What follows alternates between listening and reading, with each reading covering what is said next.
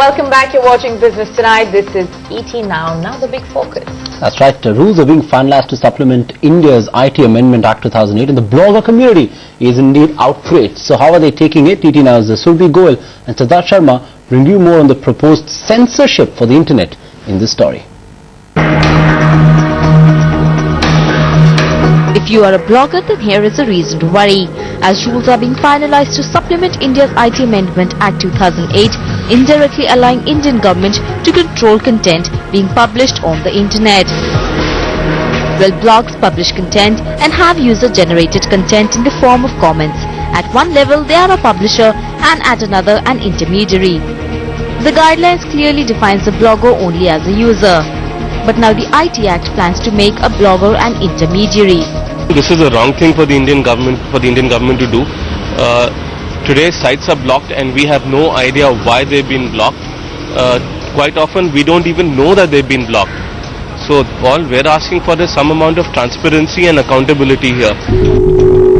Soon to follow, social network sites will face the wrath of this act, as government plans to take full control over what you see, publish or access on the internet. The kind of rules that China has seen and Egypt has seen, India has not. India is a democracy, and I'm pretty sure the right thing will prevail.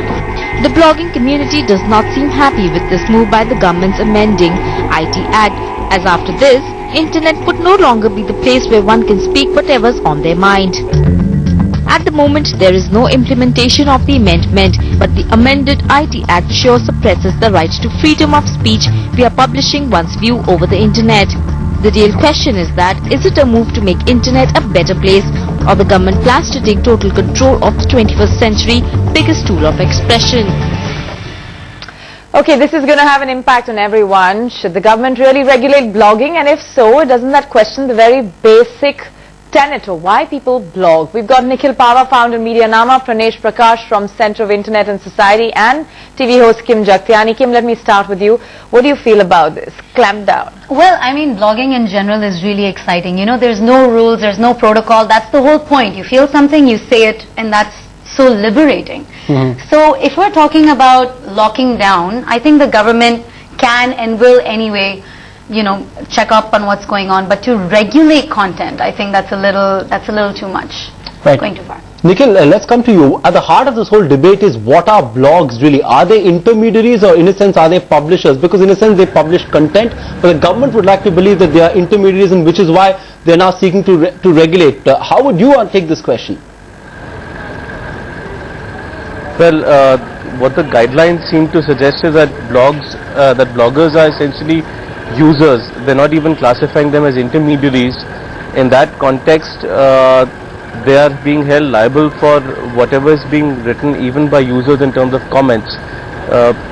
But this is about more than just blogs. This is applicable to all forms of websites as well. There's a mobile applications marketplace owned by an Indian company called Mobango.com, which has also been blocked recently. Now, my main issue is that I don't know why these sites have been blocked, and there is no public information on who's taking the decision, who's complained, and on what basis they've made this decision. Right. All I'm asking for is there needs to be more transparency in the way they're operating. Okay, let's bring in Pranesh now. Pranesh, this is not a story that's so new, from the respect that we've seen other countries have this debate. It's about the kind of content that should be accessible publicly. Do you think at Center of Internet and Society there's a solution from the bloggers' end?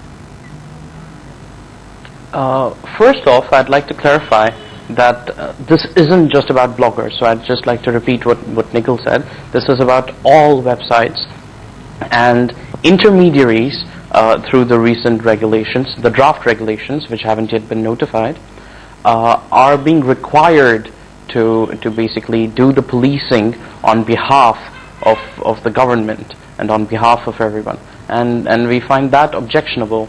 So Right, Nikhil, let's get you in here. Technically, what can the government block a website or a blog for? Practically everything. They're saying you can be blocked for content that's abusive, harmful, threatening, blasphemous, objectionable, defamatory. I mean, by some ground or the other, I think practically the government can shut down any blog in this country. Right, and that's exactly the problem. There's enough potential for misuse.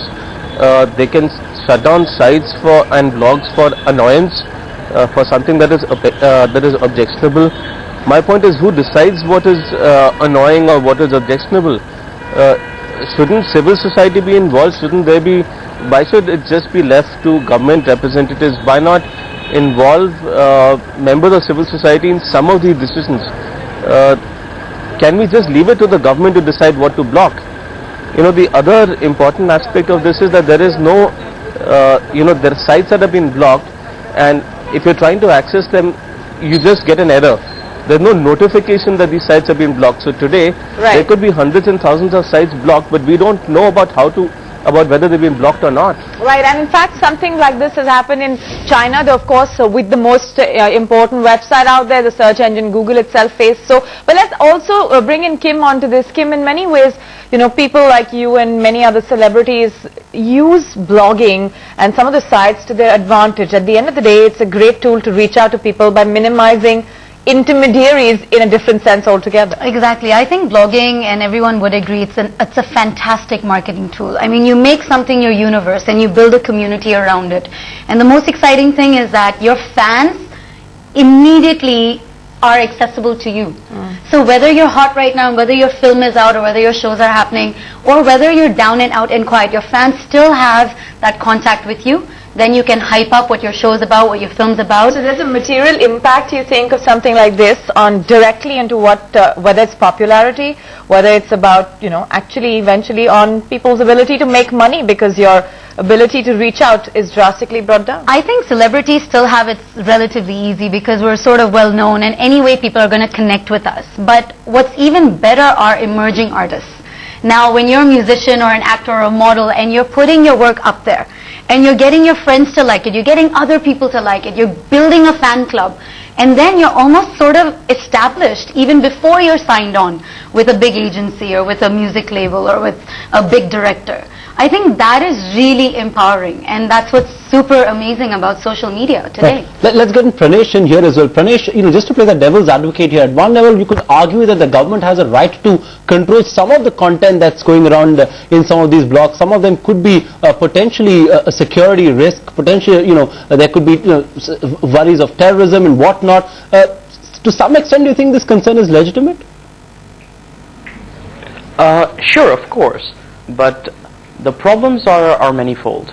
One, through these regulations, what the government's trying to control basically is not just intermediaries located in India.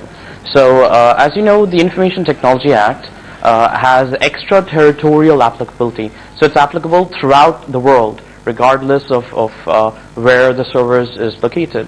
So as long, for instance, as there's one Indian user, then all websites all across the world, all ISPs all across the world will have to, put up this notice that the Indian government is seeking to get them to put up, right?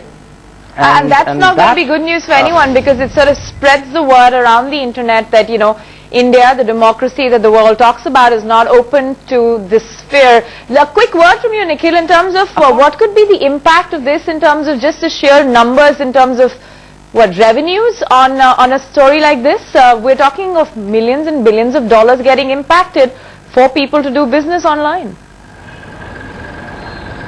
No, that only happens when there is a large-scale block taking place. But I'm looking at it from the perspective of an individual business owner. My blog is my business, and if I get blocked, I'm done. And that's true of many other businesses that face the same issue. See, I don't expect there to be a mass-scale block, but if you do get blocked, what's your recourse? How do you really approach? Whom do you approach for getting that block removed? How do you represent yourself? And to whom do you represent yourself? for a lot of small businesses, small developers in this country, it's just one shot you're being taken out, and you never even get to know why that's happened. It could more than the billions of dollars that could be impacted. It's about the large number of small businesses that could be impacted by this, in case someone decides to use this the wrong way. Right. All right, we leave it at that. Nikhil, Pranesh and Kim, thanks so much for joining us live on this discussion. Outrageous as it may sound, this is what the government is planning to do. Hopefully the government is listening and will take some corrective steps as well. Sherry?